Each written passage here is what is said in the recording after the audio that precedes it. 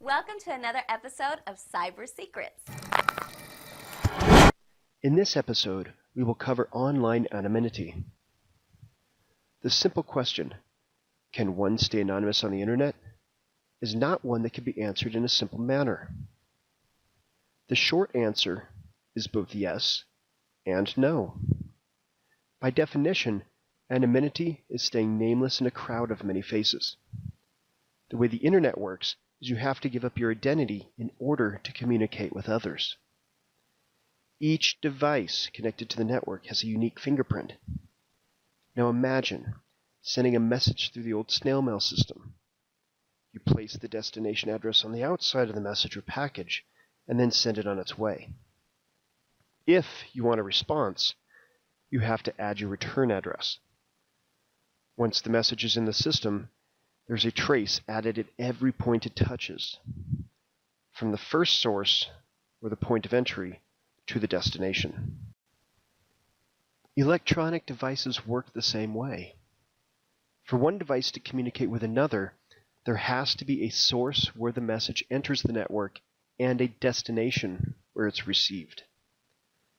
The term spoofing, for example, this refers to an attempt to hide or misdirect the recipient's knowledge of where the message originated from. Thinking back to a mail example, someone that didn't want their identity known may travel a long distance to place the message into the system or an outgoing mailbox. The Unabomber, Theodore Kaczynski, used this method to send mail bombs or low-tech explosives to those that he wanted to kill. He got caught because when he touched the system to send the packages, he left a forensic trace, i.e. an eyewitness to the activity of placing the package in the drop box.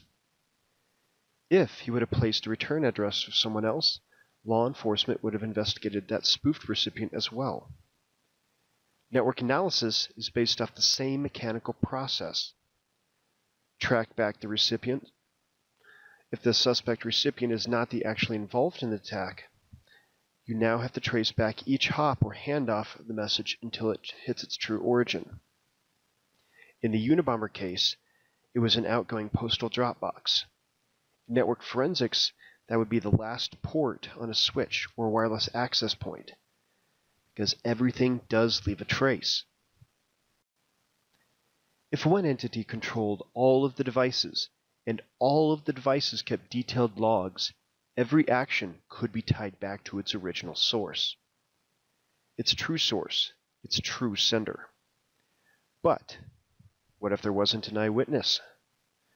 What if the eyewitness had amnesia or died shortly after?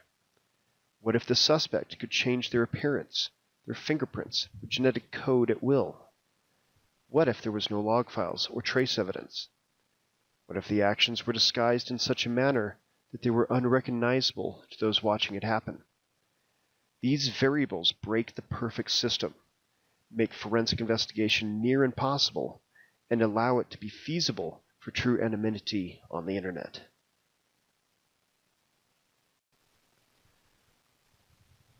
The source and destination address on the internet comes in the form of an IP address or Internet Protocol address. Most of the individuals are using IP version 4, while most of the internet backbone is using IP version 6. If device A has an address of 192.168.0.13 and wants to talk to a device with the address of 10.0.0.42, both sides will need to know the route or path the message needs to take before they can communicate. Each IP address is also associated with what's called a MAC address. This is a fingerprint to the hardware. Think of an IP address as the address of an apartment complex, and the MAC address would be the number on the door of the recipient. Just like the number on the door of the recipient, a MAC address can be changed. Doing this throws a monkey wrench in locating who actually sent the message. If somebody wanted to keep the identity of the system that they used clear from the network traces, they could spoof somebody else's address. This new address is then believed to be true by all of the other devices on the network. Proxy servers are devices or hops that open up the message, repackage it, and then resend it using their own identity or fingerprint. If somebody were to trace back the origin, they would be left with the dead end at the proxy. If the proxy kept a ledger or a log of all messages it handled, the investigators would be able to pick up the new trail and analyze the new suspect source. Many proxies on the internet do not log for this very reason. Many countries either do not have laws that require retention of log files, or they do not enforce the laws they do have. Those that run these types of proxies love these regions. If you were to encrypt a message, the message could not be understood by eavesdroppers unless they also had your secret key. With that key, like the intended recipient, they could unlock your secrets and read your communications. Both people and governments have been using encryption methods since the beginning of time to keep their secrets secret. They have also tried to be breaking keys of others to find out what secrets the others are hiding. In the digital age, the tools have changed, but the game stays the same. Many proxy servers now allow encryption tunnels, and users are even turning to VPN networks. Onion routing is a good example of proxies using encryption and of a government wanting to both secure their messages and keep their users, i.e. soldiers, agents, assets, and even reporters, anonymity safe. Onion routing employs an ever-changing chain of proxy servers and several layers of encryption. Now, the same methods are being used by those on the internet for that same purpose. There are several networks built off the onion routing theory. Many of these networks even have a proprietary routing layer of their own for those in that environment to communicate without ever leaving that virtual community. This allows for the creation of what is known as a darknet, or a network that is not found on the internet, yet it uses the internet as a backbone for communicating. Tor and Invisible Internet Protocol, or I2P, are two such onion routing networks that enable a darknet to exist, and they are both gaining popularity. Tor has been around for years and is a large resource bank. There has been a lot of money invested into the development of this network, and new proxies are coming online every day. It's this effort that keeps the environment alive and kicking. How can one stay anonymous? As previously covered, the perfect system of knowing the source of all communications has indeed been broken. However, it is important to understand that people still leave evidence behind just by being in existence. I'm not trying to be my normally cryptic self by saying this, but what I mean is that each individual has their own persona. This persona in itself has a unique fingerprint. To stay truly anonymous, one not only needs to follow the rules of the technology and physics, but also must follow the rules of psychology. A person cannot exist in two places at once. However, one can carry multiple personas that exist only in the areas that specific identity is needed. If someone wants to keep their identity secret, just like a comic book superhero, they would have to have a mask and become someone else.